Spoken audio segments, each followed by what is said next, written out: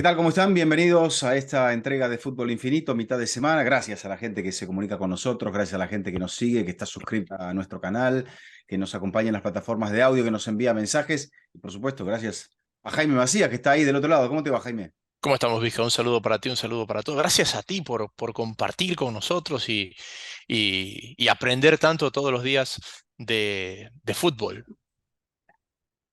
Déjate de embromar. Vamos a empezar a hablar del Real Madrid, que desde 2011, desde la llegada de Mourinho, solo ha faltado en 2 años a esta ronda de semifinal. Ujú.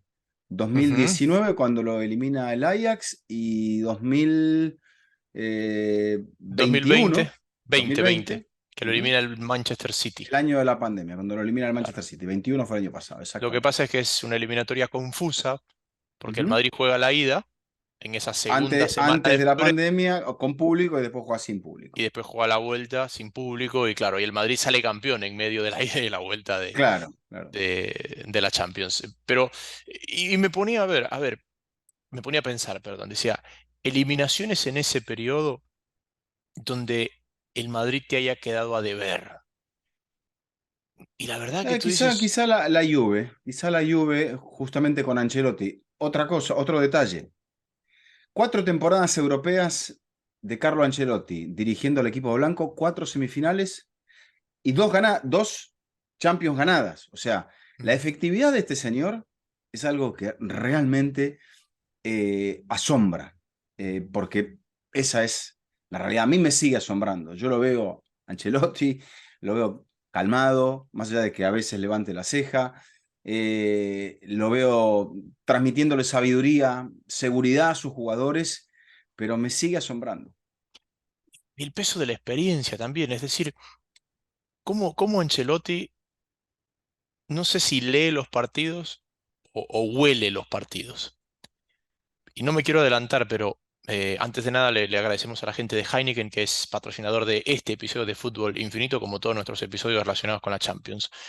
Pero no me quiero adelantar, pero Vizca, el momento que llegue el gol de Rodrigo, Ujú. me parece que eran quizás los 5 minutos donde el Madrid más había sufrido el partido, porque ya los de arriba no tenían a qué presionar. Creo que no fue un gran partido de Vinicius sin pelota. Le sobraba gente al Chelsea en el mediocampo. Kroos estaba con sobrecarga de trabajo. Y es como que Ancelotti huele y dice, estamos en la ola más alta de la tormenta, pero en algún punto el partido va a volver a nosotros. Ujú. Aguantemos. Sí. Yo creo, Aguantó y llegó el gol. creo que el Madrid lo condicionó lo que sucedió en Stamford Bridge con la ventaja que ya había sacado y también con el momento del Chelsea.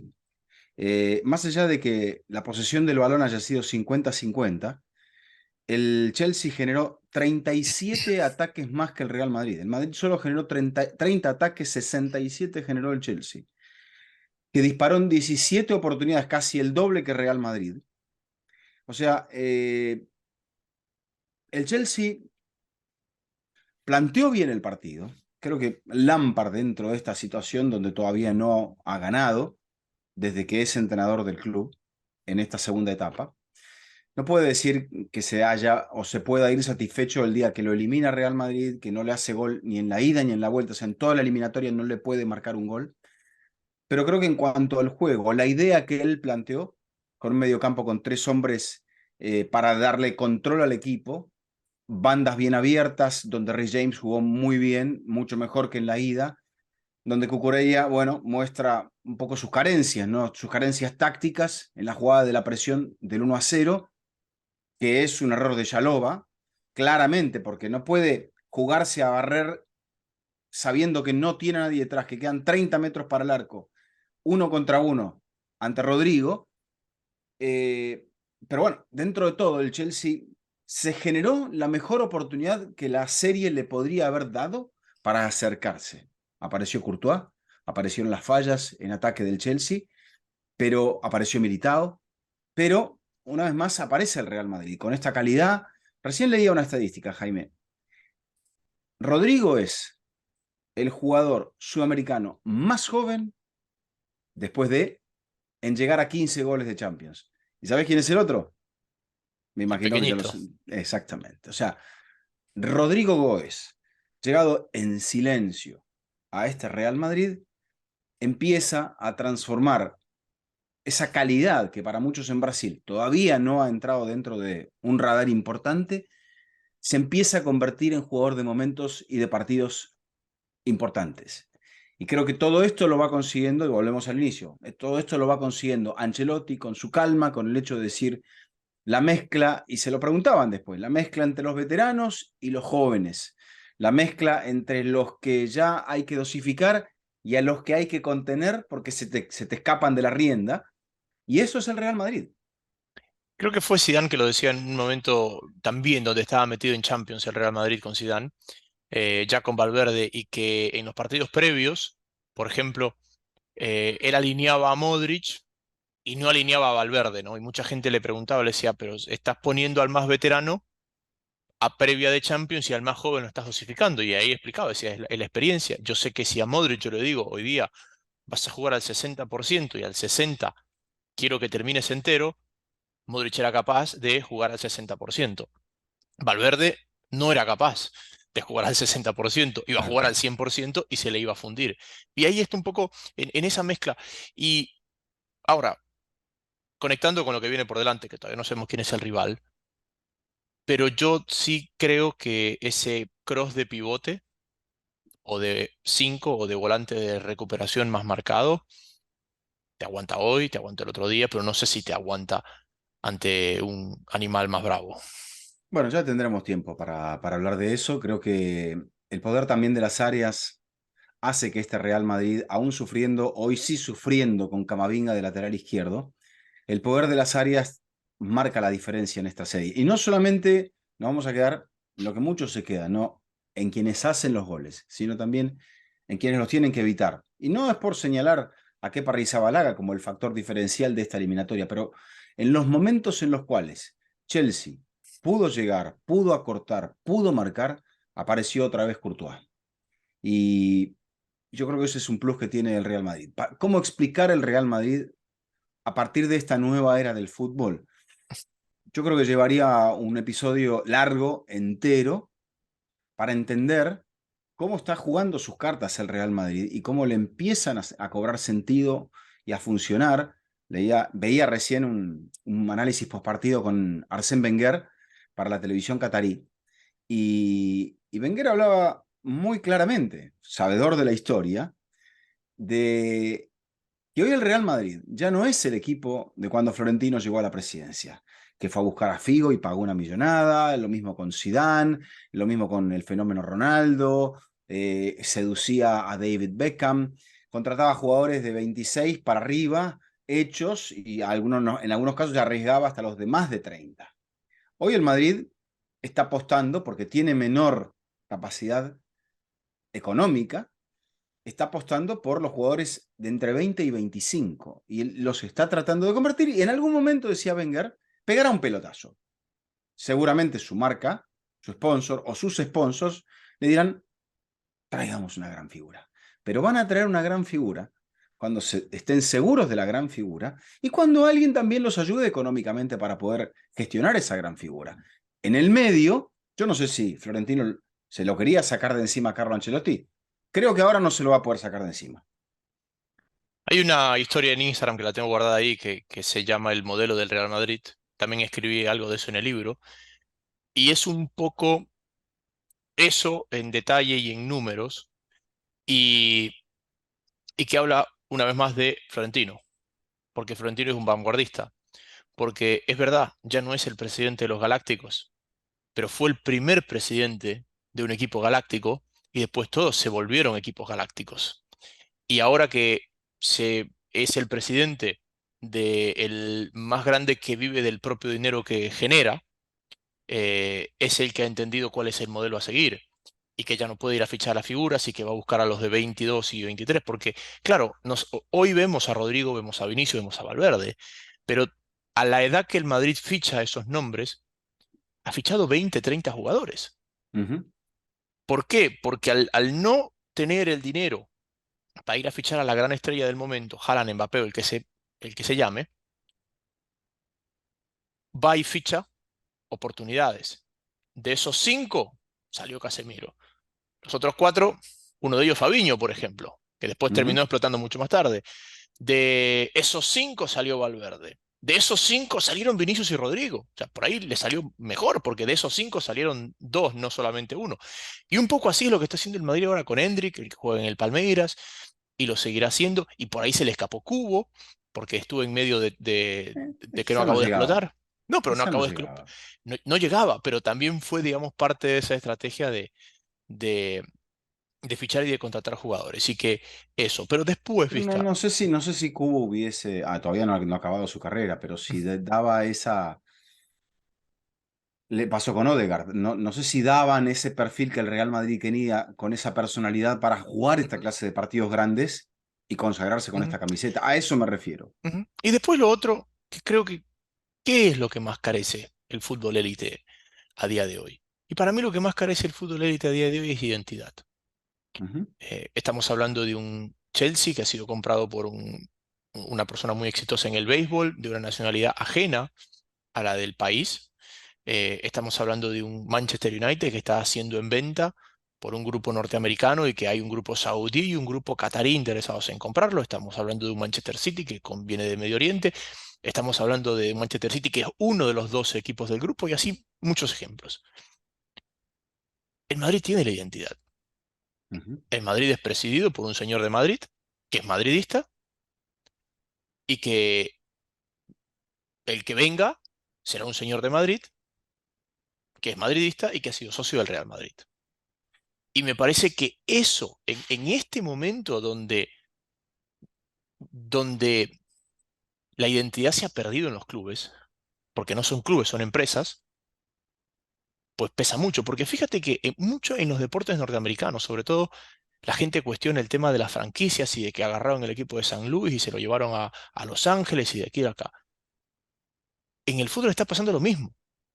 La diferencia es que el equipo no se está yendo de Londres a Manchester, pero sí el señor de San Luis está viniendo de San Luis a darle una identidad a una cosa londinense que no tiene ninguna conexión con él. Y yo creo que eso sí termina afectando en, en la identidad y que a la larga la identidad es la estabilidad y el ADN de los equipos.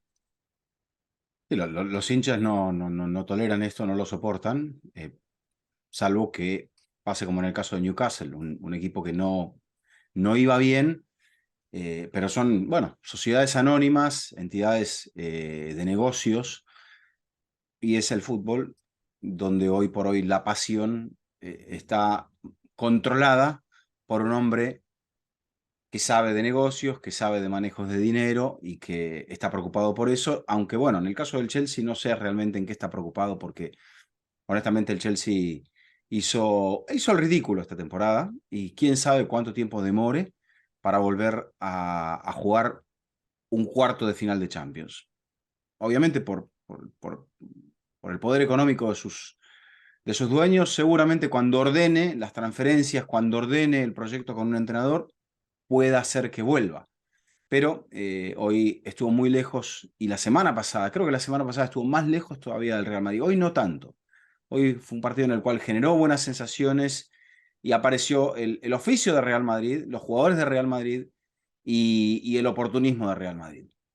Y, a ver, hasta aquí no sé si podemos medir a Real Madrid, Jaime, en una comparación directa con el Real Madrid que había llegado a las semifinales de la temporada pasada. No sé si me estoy adelantando un poco, me dirás si queremos centrarnos solamente en lo de ahora y después lo dejamos esto para la previa, porque Ujú.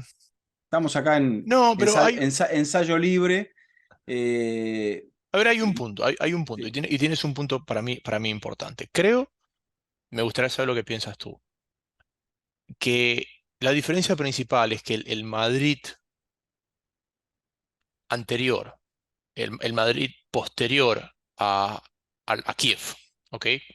Ujú, El Madrid posterior a Kiev fue en picada, al punto de que yo te decía el fin de semana pasado, cuando el Madrid es eliminado por el Chelsea, cuando el Chelsea sale campeón, yo te decía que tenía, a mi gusto en aquel momento, más mérito Zidane en haber llevado a ese plantel a las semifinales de Champions que haber ganado la anterior con un plantel mucho más potente.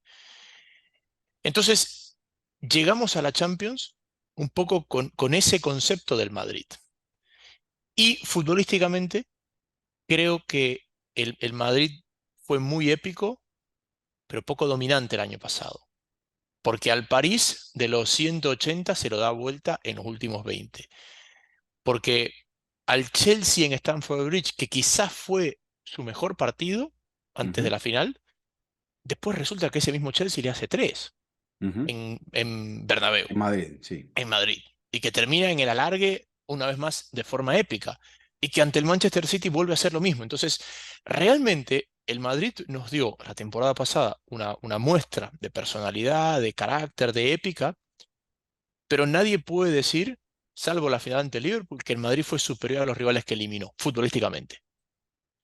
Creo que este Real Madrid, quizás No, y no sé, basado, no sé tampoco si fue superior. Yo no diría que fue superior a Liverpool en la final. bueno, Courtois fue figura, ¿eh? bueno, fíjate, estamos hablando de que el campeón, dudamos de que futbolísticamente haya sido superior a los cuatro rivales que Pero enfrentó. porque le tocaron, me parece, le tocaron adversarios de muchísima entidad. París, Chelsea, City y Liverpool. Acá le toca a Ujú, otro Liverpool, Liverpool que después de llegar a esa final funde el motor, ujú. eh, juega atolondradamente, apresuradamente. Sacaba las cuentas aquí, Jaime. O sea, el Liverpool ayer nos regaló otra goleada. ¿Tá? Le hizo 6 goles al A Leeds Leeds. United. Tiene el Liverpool en lo que va del campeonato 30 partidos disputados, 56 goles marcados, 21, 16, 22 de 56 los hizo en 3 partidos. O sea, estamos Bournemouth, hablando casi el Leeds 40% en 3 partidos. En el y resto, United. exactamente. En el resto no fue un equipo, no ha sido un equipo competitivo. Y ha sido un equipo realmente con muchas dudas, que se ha envejecido, que tiene problemas internos, que tiene un entrenador que tiene que recargarse para volver a mandar dentro de este club. O sea, ese es ese Liverpool. Este es este Chelsea. Un Chelsea que ya hablamos más cerca del descenso que de la punta. No creo un problema del descenso, pero más cerca del descenso que de la Pero, punta de la tabla. pero Vizca, ese Real Madrid perdió con el Sheriff. Sí, pero en la fase de grupos.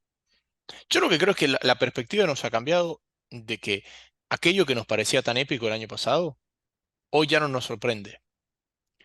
Y me parece que, más allá de que No, son rivales inferiores, creo que fue, es y será épico, porque el Madrid estaba perdido en muchos de los casos. Sobre todo, parecía perdido contra París y cuando, City. y contra City, exacto.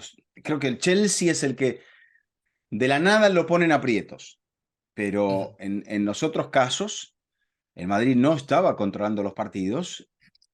Y fue en el balance de la eliminatoria, fueron más los momentos donde no estuvo bien que en aquellos donde estuvo bien. Sí. Y para ti, ¿cuál es la comparativa? O sea, cuál es para ti la comparativa con el equipo del año pasado? Y ojo que este equipo no tiene Casemiro. Claro. Bueno, ahí a eso iba.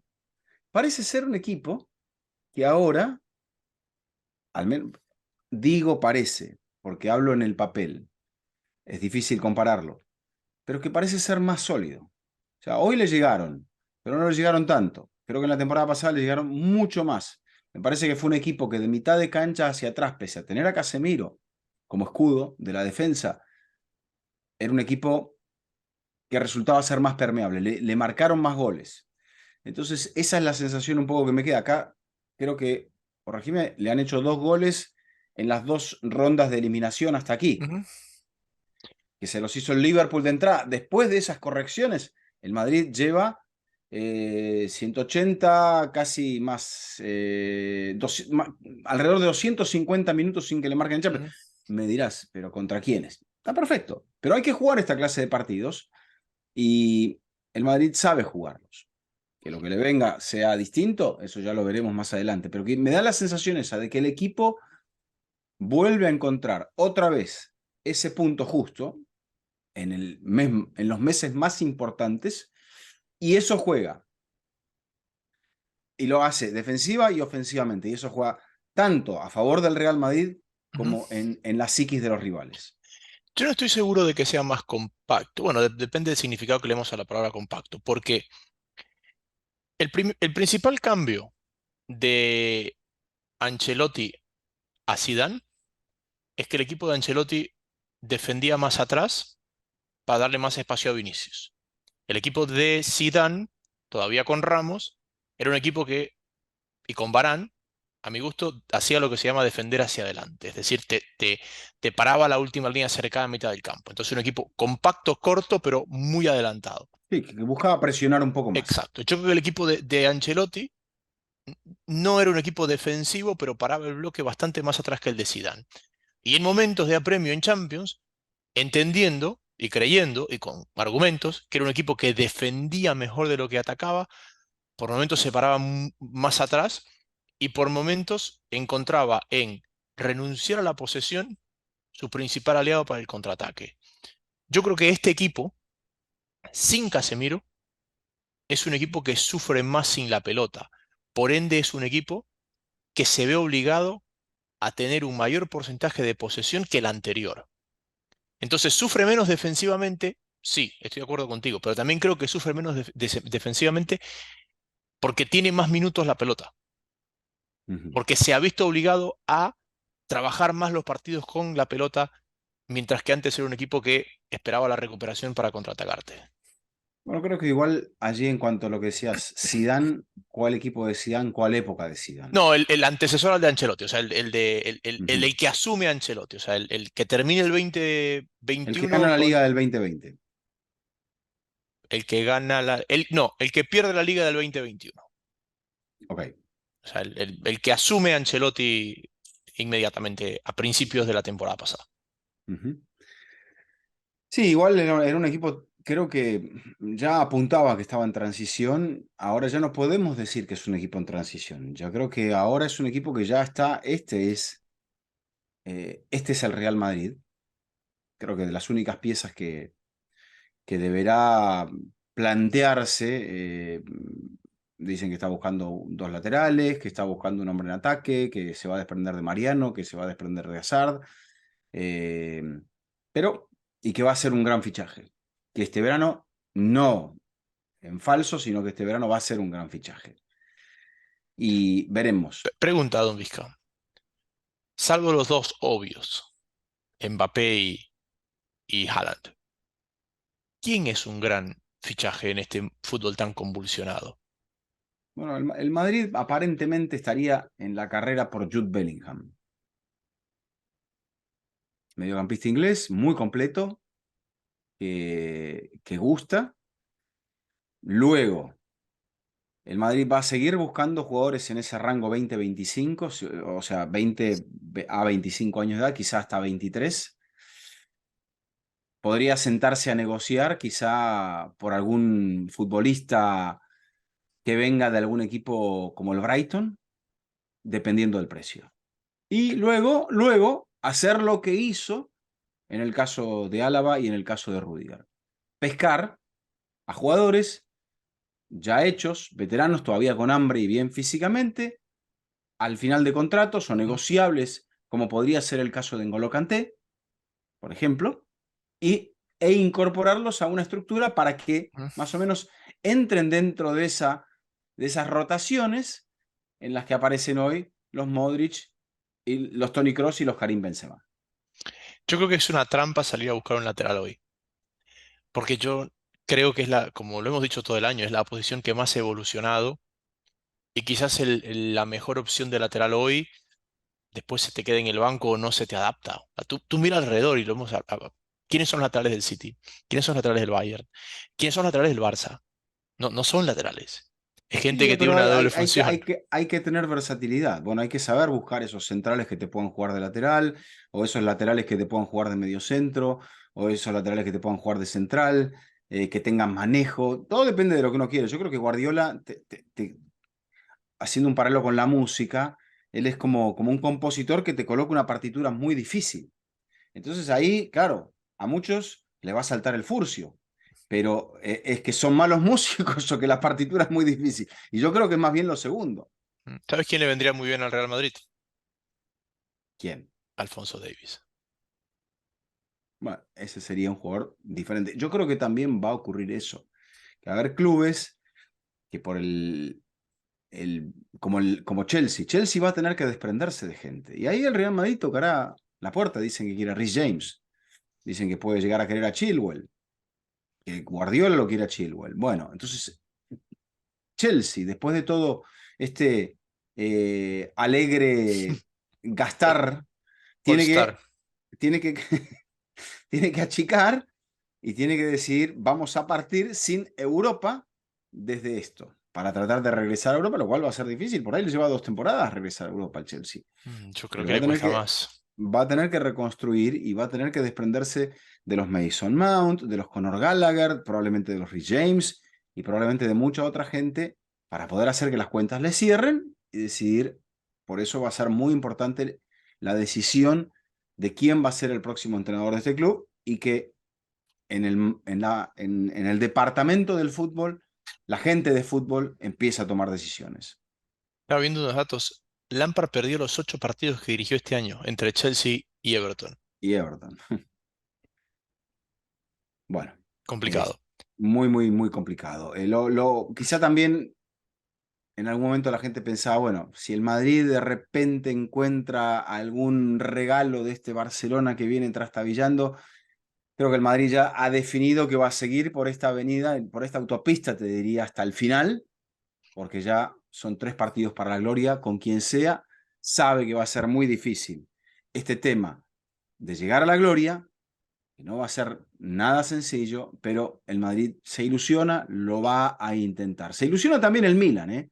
Porque Hmm. el Milan hace una serie muy completa, con mucho oficio, con jugadores que en algunos casos son futbolistas jóvenes, que no han estado, salvo algunas excepciones, a este nivel, pero a mí me ha sorprendido, y un entrenador que tampoco ha estado dirigiendo a este nivel de competencia, a mí me sorprende la solidez, el trabajo, el aplomo que mostró el Milan ante un Napoli que se cayó en el momento más inoportuno. El Milan estuvo a 1 minuto de ganar 3 de sus últimos 10 partidos y los 3 ante el Napoli, porque el Napoli se lo empata en la última jugada del partido. Pero fíjate, ahí está la entereza del Milan. El penal atajado por Meret, el Milan Ujú, siguió en el partido, el Milan aguantó.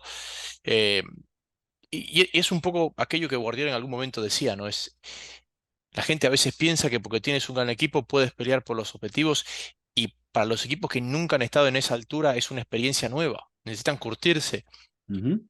Y el Milan vuelve a las semifinales 16 años después y en el camino dejó al mejor Napoli en la historia de Europa, Sí, señor. que no es poca cosa. Y creo que le faltó eso, ¿no? Y no le, pero le faltó eso al Napoli, pero nadie le puede cuestionar que le haya faltado.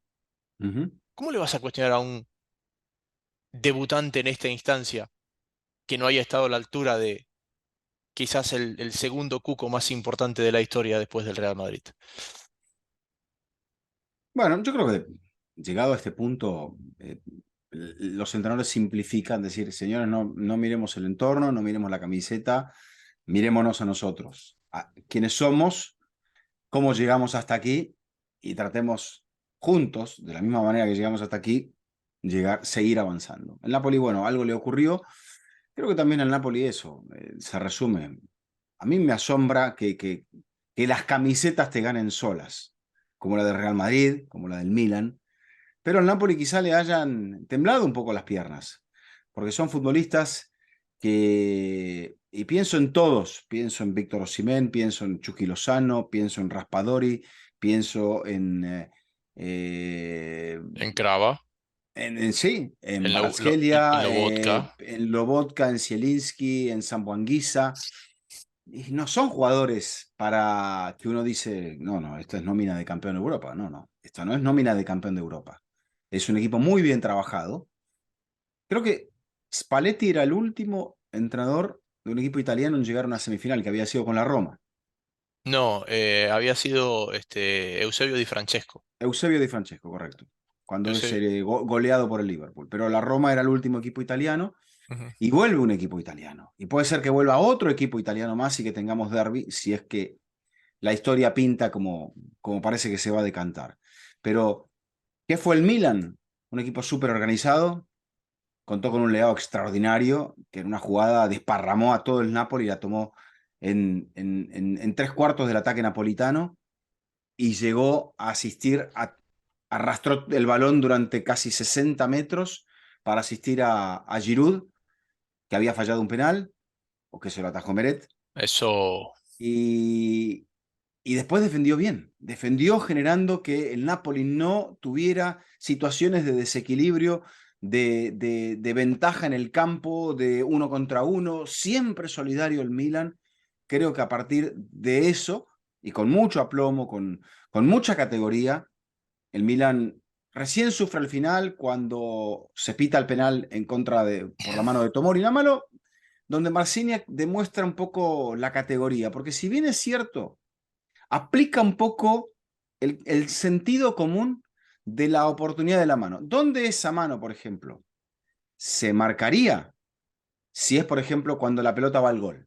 Un defensor que cae, que se barre de último recurso, y por más que lo haga para apoyarse en el suelo, la pelota va al gol, es penal. Y aquí dicen va a una asistencia o una jugada donde queda un remate claro en franca posibilidad de gol y dice es penal. Y, y termina fallándolo, o termina, mejor dicho, atajándolo, adivinándolo Mike Mañán. Y ahí yo creo que la gente del Milan dijo, o la gente del Napoli pensó, ya no nos dan. Las cuentas ya no nos dan, el equipo no está generando, el Napoli, el Milan es mucho Milan, pero hay una penúltima jugada, aunque después ya llegó demasiado tarde. Le faltó eso al Napoli, porque lo que decías muy bien, se había enfrentado con esta tres veces al Milan y recién en el gol de Víctor Osimhen le marca el primer gol de los tres partidos. y me quedé pensando en la jugada. Claro, en el Mundial hubo un penal que lo pitaron así también a Jiménez, Ujú. contra Ghana, que es el penal que termina errando Ayú en el partido contra Ghana de la selección uruguaya. A mí me parece que No, creo que el penal es contra Portugal, contra Portugal. Ok. que lo convierten. Bueno, lo cierto, Vizca, acá es que termina. Ah, por ahí sí estoy. Es que me sonaba Marciniak de un penal así en el Mundial. Y claro, no fue el de Ghana, por ahí sí fue el de Portugal. Bueno, ahora lo busco. No tiene nada que ver No, con no, esto. Uruguay creo que reclama penales a favor contra Ghana. Ok, entonces el penal en contra es contra Portugal. Ya voy a buscar quién fue el árbitro de ese partido. Ujú. Si no fue Marciniak. Porque me sonaba Marciniak de una jugada así ahora que te No, me estaba. parece que el árbitro de ese partido era alemán y me parece que era Siebert, el Ciber árbitro era de el de Ghana. el de Ghana, No correcto. sé si el de Portugal era Marciniak o no. No, no puede ser porque es UEFA. Correcto. Y es UEFA con. Bueno, lo que sea. Eh, No, no, aunque no te fíes de esto, porque Marcinec pita la final, era UEFA contra Comebol, pero dicen que Argentina prefería árbitros de UEFA, aunque pitara contra un equipo de UEFA, porque dicen que les ofrecían las mejores garantías. bueno, Creo eh, reventar. lo cierto es que el Milan tiene algo que se parece al equipo campeón. Creo que el primer semestre de Leao no es bueno. El Milan depende mucho de Leao en ataque. Y creo que esas piezas que habían sido determinantes en el camino al título no tuvieron un gran momento alrededor del Mundial, al punto de que Mañán ni siquiera está. Mañán se lesiona. Mañán vuelve hace menos de un mes, estaba lesionado, estaba Sí, atajando sí, estaba Tataruzano. lesionado. Es más, si Ujú. no me equivoco, la serie contra el Tottenham la taja Tataruzano, al menos la ida la taja No, Tataruzano. creo que ya estaba mañana, creo. Bueno, eh, y esas piezas han vuelto. Y después es un equipo que te controla el ritmo de partido a más no poder. Y que estos equipos tan dinámicos como el Napoli se le acomodan. Y después va en la Serie A y se le puede atragantar la Roma y se le puede atragantar el Udinese, gente que no impone un gran ritmo. Porque el Napoli vive, perdón, el Milan me parece que vive mucho de manejar el ritmo y sobre todo a aquellos equipos de un gran ritmo de juego y hacerles daño después. Claro, Pero claro, si el rival no tiene un gran aprovechar ritmo, oportunidades, exacto. claro, pero si el rival no tiene un gran ritmo, tú mismo te ahogas en ese control de partido. Y por eso hay ciertos partidos en la Serie A donde parece no estar. Fíjate que se le atragantó la Salernitana, se le atragantó el Udinese, todos los equipos de ritmo bajo se le atragantan. Y esos equipos de ritmo alto le están haciendo daño. Nos falta mucho para la final. Iba a decir una comparativa de ritmo de juego entre los que vengan de este lado y los que vengan del otro, pero todavía nos falta Mm. demasiado No, para... falta mucho. Y no, creo que también esta situación le ha permitido, una vez que a partir de marzo, el Milan ya se ha visto en la posibilidad de llegar del otro lado, ha ganado un solo partido, ha perdido dos y ha empatado tres. O sea, ha empezado a jugar a las cartas, a dosificar, aún a riesgo de quedarse sin la Champions. Pensarán que donde caigan, tendrán todavía la posibilidad de la redención por la vía de la Serie A. Pero allí hay cuatro equipos para tres sitios, los dos de Roma y los dos de Milán.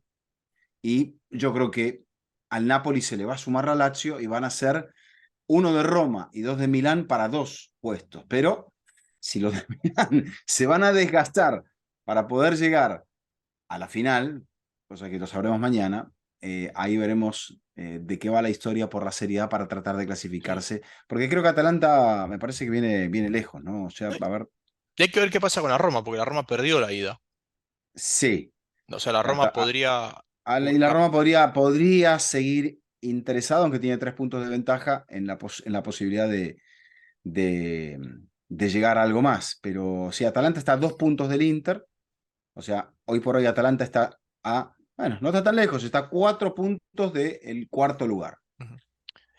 Eso con los partidos de hoy donde no hubo sorpresa. Mañana a ver qué nos deja el City, Ujú. a ver qué nos deja el Inter, que el Inter parece ser el más cómodo, es decir, 2-0 de visitante. Sí, Catástrofe para que no... va a definir en casa con Exacto, ventaja. para que no entre. Ahora, ¿qué te pareció la intervención de tu amigo Jean Laporta? ¿Por qué de mi amigo? Si no es mi amigo. ¿Qué me pareció? Bueno, me pareció que estaba muy condicionada por el coaching que le dieron para qué era lo que tenía que decir y qué era lo que tenía que evitar, por el proceso judicial que está en marcha, y se limitó dentro de todo eso a decir lo que podía decir y a evitar lo que tenía que evitar, dentro de lo cual evitó dar las explicaciones más duras, más directas, de cómo había el Fútbol Club Barcelona llegado a tener casi a sueldo al vicepresidente del Comité Técnico de Árbitros. Yo creo que el elefante en la sala es ese, ¿no? O sea, y creo que esto ha llevado a la tensión con el Real Madrid. Me parece que la tensión con el Real Madrid ahora es absolutamente mediática. Creo que el Real Madrid se va a defender tirando balones afuera, como lo hizo con este video institucional. Creo que en el análisis de la historia y de las relaciones de Francisco Franco con los clubes, me parece que mejor no entrar en ese territorio. Me parece que mejor A no mí, entrar en ese terreno. a mí me pareció, digamos, bajo que que las dos máximos representantes, que los dos máximos representantes del fútbol español revivan una época muy dura para los españoles a partir de una cosa que no tiene nada que ver.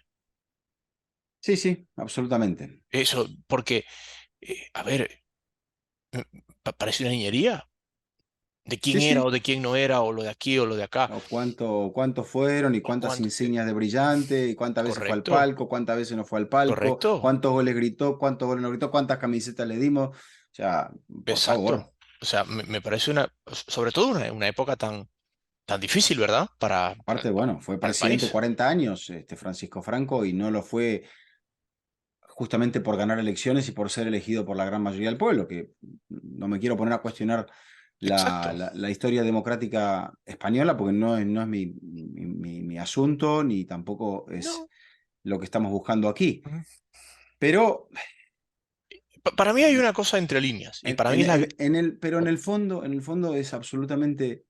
O sea, si Laporta no tenía nada que decir más que limitarse a leer un comunicado, no necesitaba hacer una actuación para ello. Y me parece que era lo mejor decir, no podemos responder esas preguntas porque nos tenemos que ceñir a la investigación que Ujú. está en curso. Yo les puedo dar dentro de lo que puedo y por eso se limitó a dar las constancias de lo que había pasado entre 2014 y 2018, que eran los informes que suministraba el Ujú. hijo del señor Negreira Enríquez, Enríquez Romero. Fue una intervención mouriñesca, porque leía mucha gente y era verdad, es decir, en 2 minutos dejamos de hablar de Negrera y empezamos a hablar de cuál es el equipo del régimen. Y a partir de las intervenciones, nadie hablaba del caso Negrera, sino de finalmente de cuál es el equipo del régimen, lo cual me parece una niñería.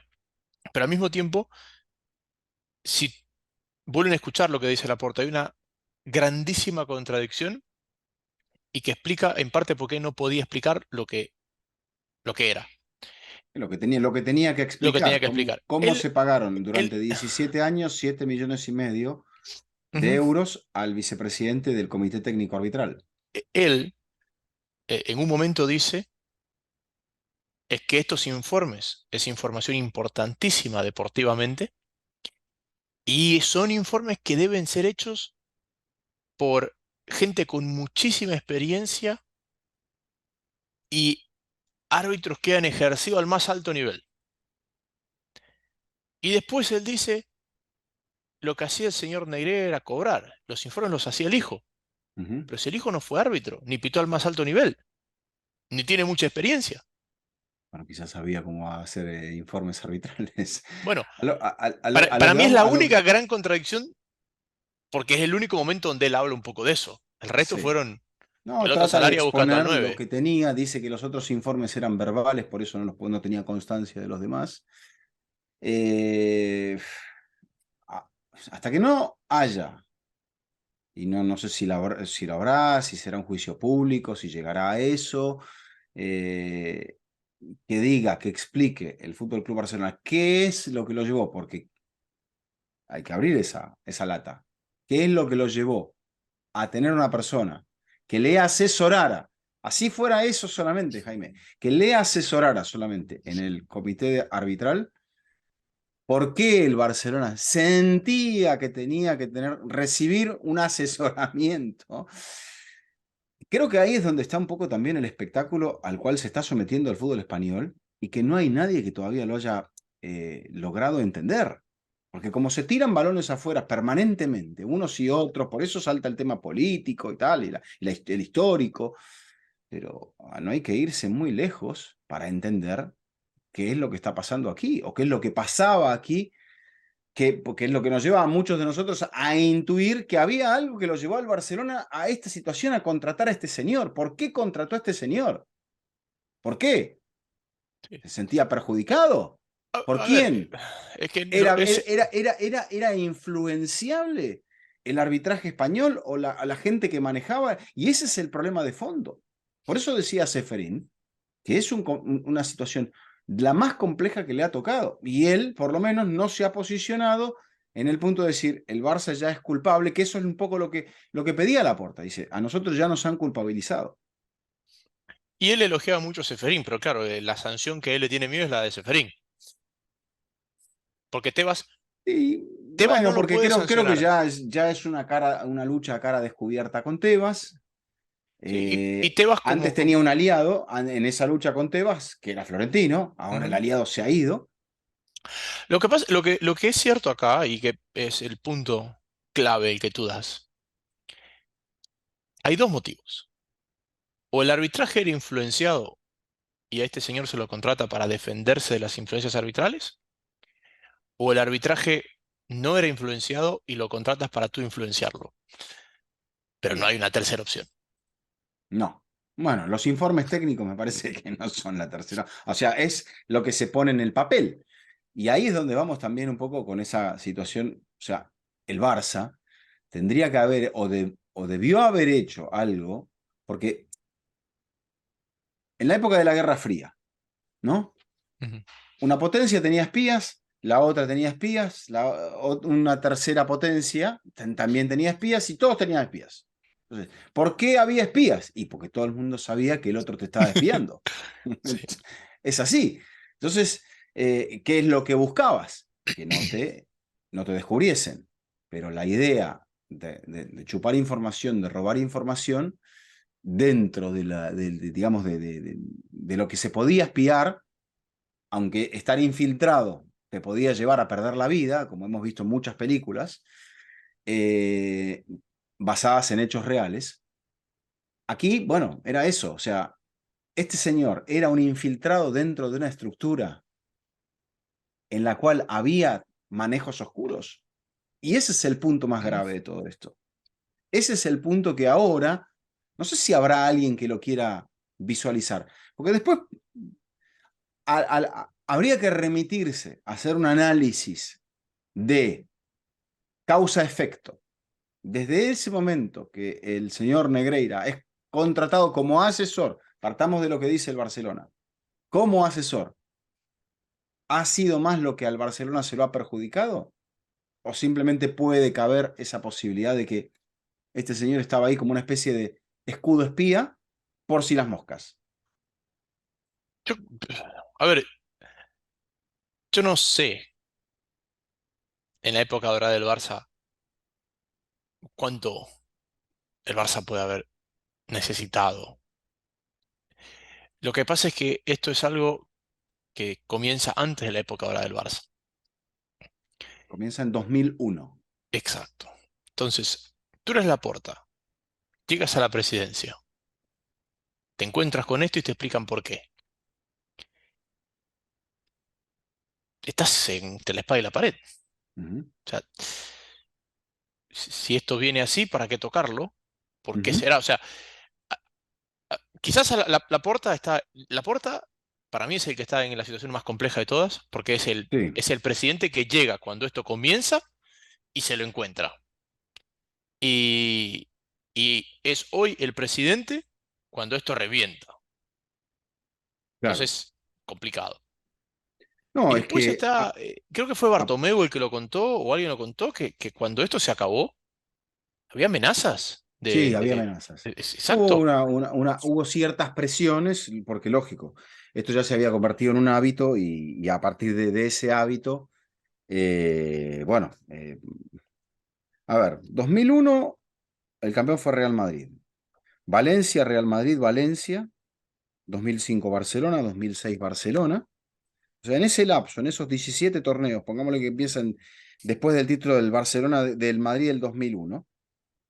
Tenemos dos títulos del Barça contra uno del Madrid, dos contra tres.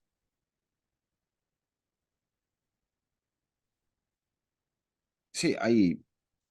El Madrid no gana muchas ligas en esos años. Gana una, dos, tres, cuatro, cinco ligas. El Barça, como contrapartida, gana dos, cinco, seis, siete, ocho, nueve. El Madrid gana 5 ligas y 5 Champions. Sí. Bueno, se supone que esto abarcaba solamente el arbitraje español. Ujú. A mí me Dentro de pareció. todo, dentro de todo esto, los únicos que se cuelan en este duopolio, fíjate que ahí es donde la liga se convierte más que nunca en un duopolio, Atlético de Madrid 2014 y aquellos títulos que te mencioné del Valencia. Valencia 2002 y 2004. El resto es todo Barça y Real Madrid. Es el momento, es verdad, yo no había caído en cuenta en eso. Es el momento donde dos equipos acumulan el mayor porcentaje de títulos. Es más, el 75%, a ver, no, históricamente, el 75% de los títulos de liga han sido ganados por Barça y Real Madrid, históricamente. Ujú. Pero en ese periodo, ese porcentaje debe estar cercano al 90. Hay 3 de 17 que es 80, superior al 80%.